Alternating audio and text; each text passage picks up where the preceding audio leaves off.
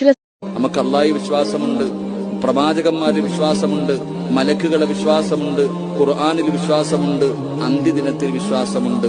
ആറാമത്തെ കാര്യത്തിലാണ് വിശ്വാസമില്ലാത്തത്. ആറാമത്തെ കാര്യം എന്താ? വൽ ഖദരി ഖൈരിഹി വശർരിഹി മിനല്ലാഹി തആല.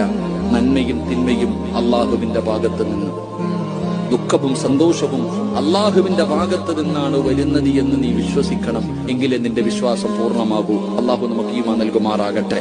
നമ്മൾ ചോദിക്കും, ഉസ്താദെ, ഞാൻ 5 നേരം നിസ്കരിക്കും, ഖുർആനോതും, തഹജ്ജുദ് നിസ്കരിക്കും, സദഖ കൊടുക്കും, എല്ലാം ഞാൻ ചെയ്യും, എന്നിട്ട് എനിക്ക് അല്ലാഹ് ഇത് തന്നല്ലോ, എനിക്കെന്തേ? എല്ലാവർക്കും അല്ലാഹു ജോലി കൊടുത്തു, മക്കളെ കൂടി, എനിക്കെന്തേ അല്ലാഹ് തരാത്തത്? നമ്മൾ പരാതി പറയുന്നവരാ. നമ്മുടെ ജീവിതത്തിലേക്ക് എന്റെ പ്രിയപ്പെട്ടവരെ എന്തെങ്കിലും ഒരു പരീക്ഷണം വരുമ്പോ നമ്മുടെ ഈമാൻ അങ്ങ് നഷ്ടപ്പെട്ടു പോകുന്നൊരവസ്ഥ.